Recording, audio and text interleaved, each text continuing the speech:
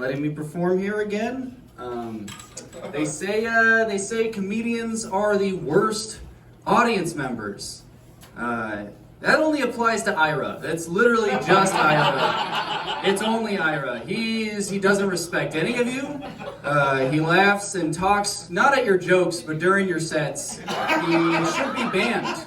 We should not let him back. He thinks he's better than all of you. I don't know why. But yeah, he thinks that. Yeah. But I love him. All right. Are you gonna take that kind of truth? Yeah, he's gonna take it. It's the least racist thing he's heard from me. It's the nicest thing I've ever said about him. It's good. Actually, I'm glad you said so. You and I had an interesting interaction. I get really, before I perform, I get really in my own head. This is the only time I've ever relied on. Good. Yeah. I don't know what that, because she's crippled, I don't know what that means. Okay, I'll be there. I don't know. I'm a bad mother. I'll let everybody know. Like, okay.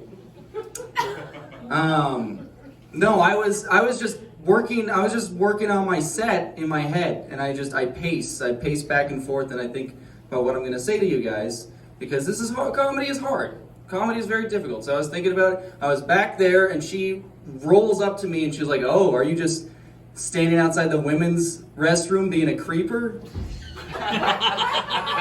And I was like, "No, both bathrooms are back here. I could rape a man too." And then I just walked away. I didn't say anything. I just walked away because I wasn't thinking of it as a bad. I was just like, logically. Yeah, you were very terrified looking. Well, actually, you shouldn't have been scared looking. You should have been like, oh, thank God he's gonna rape a guy instead of me. Yeah.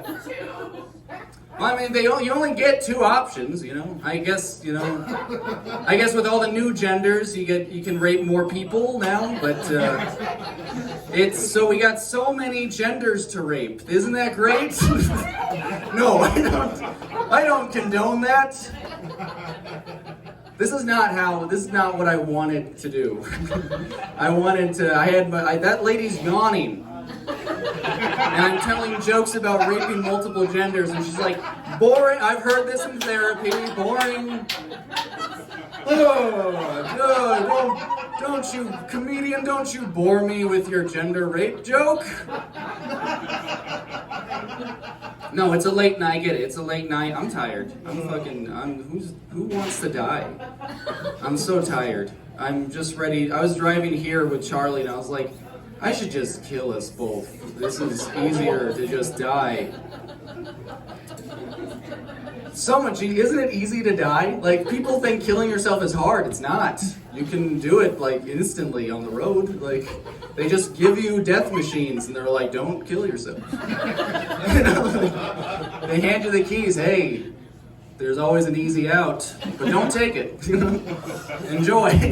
It's a rental too. I wouldn't give a shit. Like, I don't give a shit about the car. I've been treating this rental car when I perform at Acme Comedy Club. I get really nervous because I want to do well there. I treat every other room like Keller, like the rental car. I don't give a fuck. I treat this room like a rental car. I do not give a shit. Acme Comedy Club, I care about. My mother, I care about. My car, I care about. But I treat this room, that rental car, and all my girlfriends just like shit. I don't give a fuck about them.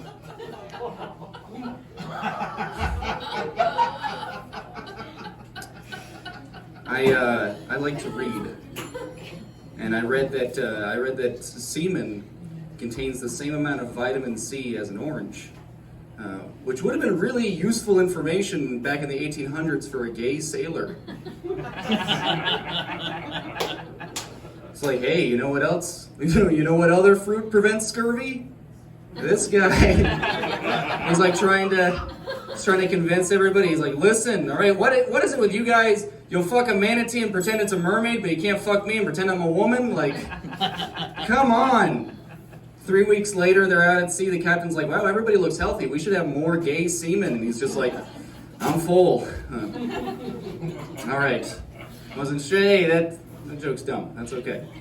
I grew up religious, and you can tell I grew up religious because I told you immediately.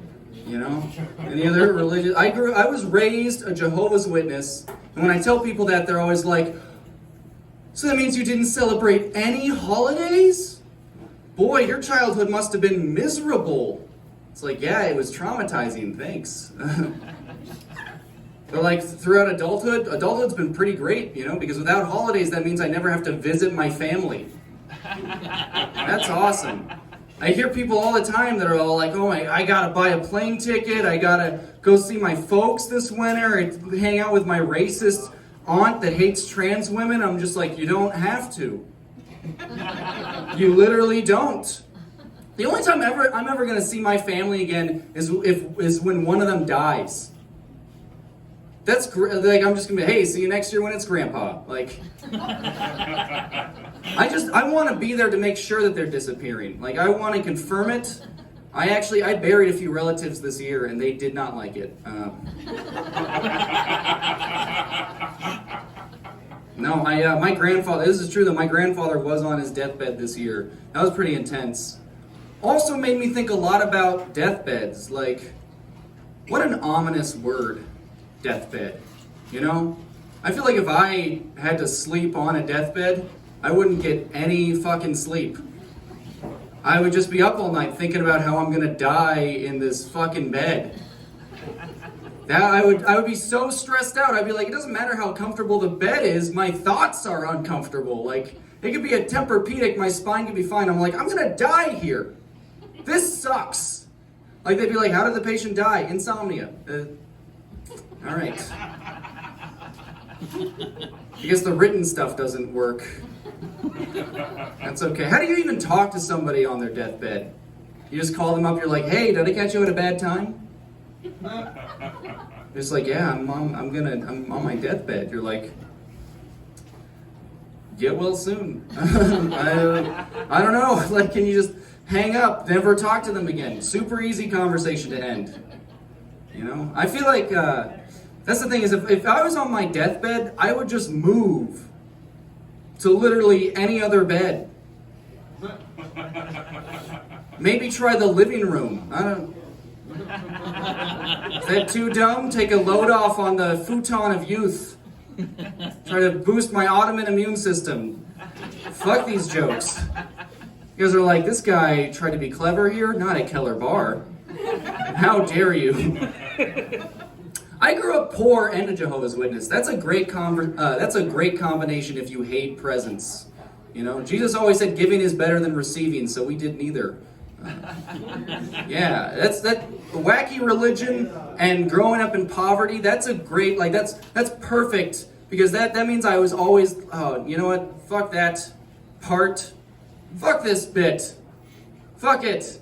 I have other stuff that might actually kill, so let's all reset for a second and pretend like I didn't do that.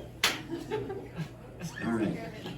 You know what? Societal norms are weird, right? I'm gonna take my mask off too, be comfortable. Societal norms are really weird. You know, like, personally, I don't mind seeing women nursing in public. All I ask is that maybe I get a turn. Because I've always wanted to breastfeed a baby.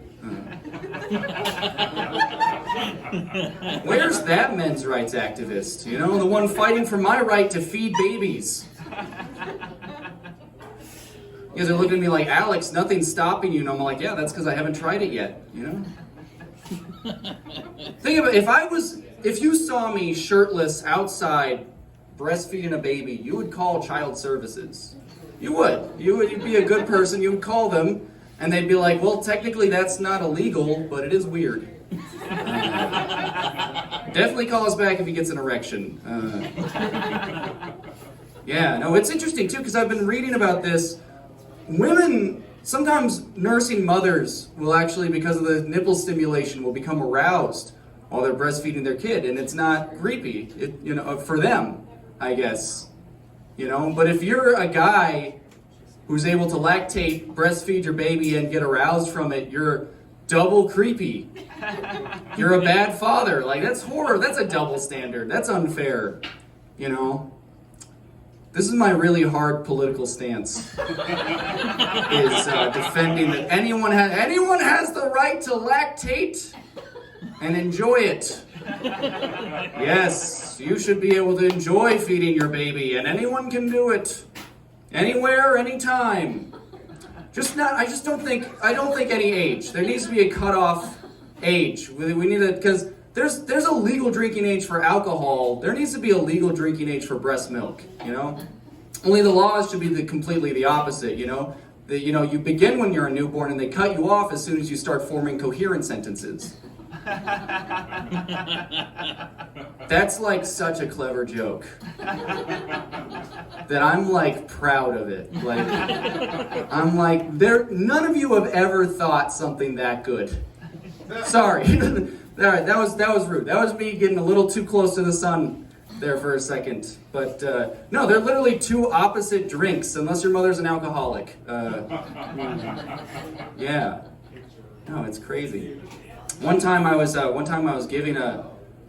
like downtown Portland, Oregon, and I saw a lady breastfeeding her child on the street, and I gave her I was like, hey, would you like my skateboard to sit on? And she was like, sure, I'll take care. Yeah, I gave her my skateboard, and she had me hold her baby, and then she stole my skateboard. Which sucks because you cannot kickflip on a baby. That was shitty.